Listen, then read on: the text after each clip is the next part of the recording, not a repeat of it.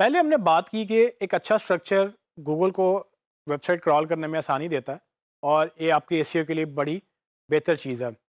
लेकिन वो अच्छा स्ट्रक्चर एक्चुअली नज़र कैसे आता है उस पे हम अब बात करेंगे। तो आपको मैंने ये स्ट्रक्चर दिखाया था कि जिस तरह से लेवल 1, लेवल 2, लेवल 3 और लेवल 4 यानी कि टियर 1, टियर 2, टियर 3 और टियर 4 इस तरह से पेजेस जिस तरह से आप डीप डाउन चले जाते हैं, आपको ये लेवल्स अब बढ़ते चले जाते हैं।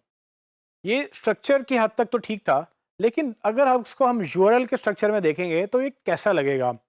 इसके लिए मैं आपको एक एग्जांपल देता हूँ। तो लेट्स सपोज कि एक सैंपल बिजनेस की वेबसाइट लेते हैं। उसमें नॉर्मली क्या होता है कि एक होम पेज होता है, एक सर्विसेज का पेज होता है और उसके बाद एक जो पेज है वो सर्विसेज के अंडर कंसल्टिंग या प्लानिंग या उनकी सब सर्विसेज का पेजेस होते हैं।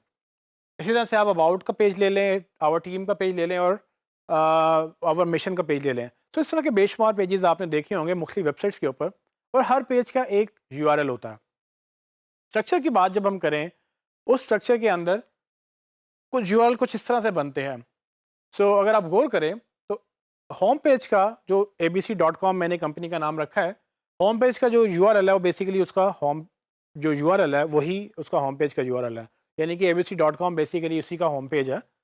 लेकिन जैसे ही आप सर्विसेज पेज पे जाते हैं जो कि एक लेवल डाउन है, वो लेवल डाउन यूआरएल में शो करने के लिए हम स्लैश डालते हैं। तो इस स्लैश का मतलब ये है कि ये एक फ़ोल्डर नीचे चला गया है, यानी कि एक लेवल नीचे चला गया और उसके बाद उस पेज का नाम या उस पेज का यूआरएल आ जाता है।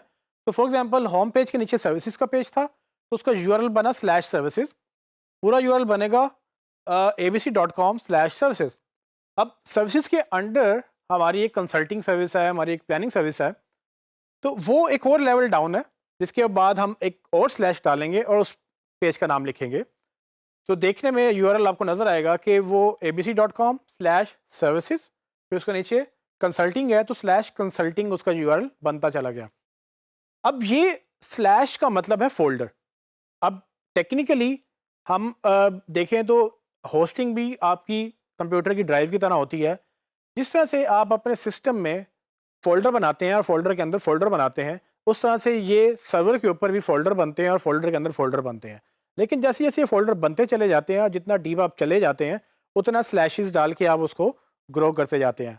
सो जब हम बात करते हैं स्ट्रक्चर की, वेबसाइट के स्ट्रक्चर की, उसके अंदर यूआरएल का स्ट्रक्चर भी बहुत इंपॉर्टेंट है, क्योंकि यूआरएल का स्ट्रक्चर बेसिकली वेबसाइट का ही स्ट्रक्चर होता है। या आप यूँ कह सकते हैं कि जो वेबसाइट का स्ट्रक्चर है, वो अल्टीमेटली यूआरएल का स्ट्रक्चर बन जाता है। इस स्ट्रक्चर में आपने तकरीबन 3 चीज़ों का ध्यान रखना है। वो 3 चीज़ें क्या हैं? पहले तो ये कि आपका स्ट्रक्चर ऑर्गेनाइज़ होना चाहिए, फिर आपको 4 लेवल्स तक जाना है और तीसरा आपको सिमिलर पेजेस को ग्रुप करना है। पहले की बात करते हैं कि आपको अपने स्ट्रक्चर ऑर्गेनाइज़ करना है। तो जैसे कि आप एग्जांपल में देख सकते हैं कि होम पेज के अंडर सर्विसेज का पेज था और सर्विसेज के अंडर मैंने इंडिविजुअल सर्विसेज डाली।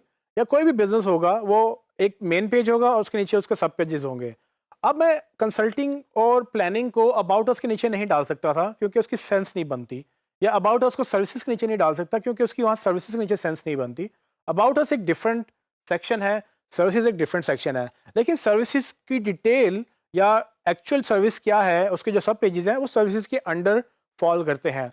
ये स्ट्रक्चर बहुत इंपॉर्टेंट है, ना सिर्फ यूजर्स के लिए बल्कि गूगल के लिए या सर्च इंजन्स के लिए। वो इस स्ट्रक्चर को फॉलो करते हैं और ये देखते हैं कि किस तरह से आपकी वेबसाइट प्रोग्रेस करती है। तो एक चीज़ आपने ध्यान में रखनी है कि आपका स्ट्रक्चर वेल ऑर्गेनाइज्ड हो, प्रॉपरली ऑर्गेनाइज्ड हो और आप उसको प्रॉपरली नेस्ट करेंगे एक स्ट्रक्चर को, एक पेज को दूसरे पेज के नीचे। दूसरी चीज़ आपको जो अंडरस्टैंड करनी है कि ये जो लेवल्स आपको मैंने बताए थे, आप कोशिश ये करें कि लेवल 3 या मैक्सिमम लेवल 4 तक अपना स्ट्रक्चर ख़त्म कर लें। इसका मतलब ये है कि अगर आपको डीप पेजेस बनाने हैं तो आप बनाते चले जाएं, लेकिन जब आप 4th लेवल पे चले जाएं, उसके नीचे 5th लेवल पे आप बिल्कुल मत जाएं, क्योंकि 5th लेवल तक गूगल या सर्च इंजन्स उसको क्रॉल नहीं कर पाते और वो इतना डीप चला जाता है कि वो यूआरएल हो सकता है कि गूगल में मिस हो जाए या किसी भी सर्च इंजन में वो क्रॉल ना हो सके और वो इंडेक्स होना मिस हो जाए। तो अगर आप अपने वेबसाइट का स्ट्रक्चर इस तरह से रखें कि होम पेज, उसके नीचे सर्विसेज का पेज और उसके नीचे आपकी इंडिविजुअल सर्विसेज। लेकिन अगर आपको लगता है कि इंडिविजुअल सर्विसेज के नीचे भी आप फर्दर क्लासीफाई करना चाहते हैं, तो आप उसको दो कॉर्पोरेट कंसल्टिंग या किसी और तरह की कंसल्टिंग, अगर आपने कंसल्टिंग को भी डिवाइड करना है दो पार्ट्स में, तो आप वो भी पेजेस बना सकते हैं। लेकिन कोशिश ये करें कि उसके नीचे आप मत जाएं। अगर आपको उसके नीचे जाना पड़ता है तो कोशिश ये करें कि आप कॉर्पोरेट कंसल्टेंट को पेरेंट पे ले जाएं और उसके नीचे वो सर्विसेज डाल दें। सो ये स्ट्रक्चर कैसे बनेगा ये डिपेंड करता है कि बिजनेस क्या है और आपसे क्लाइंट क्या डिमांड कर रहा है और लोग उसको किस तरह सर्च करते हैं।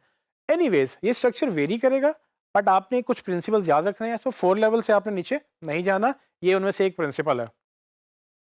आखिरी बात कि आपने सिमिलर पेजेस को सिमिलर स्ट्रक्चर में ऑर्गेनाइज करना है।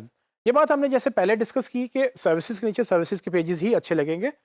वो एक तो उसके अंडर आने चाहिए, वो ज़रूरी है क्योंकि स्ट्रक्चर बहुत ज़रूरी है, लेकिन फिर ये भी ज़रूरी है कि आप रेलिवेंट पेजेस को रेलिवेंट ग्रुप में या उसके अंडर स्ट्रक्चर करेंगे ताकि गूगल को अंडरस्टैंड हो जाए कि हाँ, अगर कंसल्टिंग एक सर्विस है लेकिन उसके ऊपर एक पेरेंट सर्विस है जो सर्विस का पेज है और उसके ऊपर होम पेज है, तो गूगल इस तरह से अंडरस्टैंड करता है कि हाँ, यूज़र अगर सर्विसेज के पेज पे आ रहा है तो माइट पॉसिबल कि वो कंसल्टिंग सर्विसेज देखना चाह रहा हो, क्योंकि लोग सर्विसेज बाय नहीं करते, लोग एक्चुअल सर्विस की सिंगल सर्विस बाय करते हैं जो कि कॉर्पोरेट कंसल्टिंग हो सकती है, कॉर्पोरेट प्लानिंग हो सकती है या खाली प्लानिंग की सर्विसेज हो सकती हैं। तो ये वेबसाइट ऑर्गेनाइज करने के डिफरेंट तरीके हैं जिसको आपको अंडरस्टैंड करना है, लेकिन एक चीज़ आपको याद रखनी है, आप अपनी वेबसाइट करें या आप किसी की वेबसाइट करें, गूगल हर वेबसाइट का स्ट्रक्चर मेजर करता है और उसकी बेस पे वो एसईओ में रैंकिंग्स देता है। तो आपने भी एसईओ में रैंकिंग अच्छी करने के लिए स्ट्रक्चर को बेहतर बनाना है।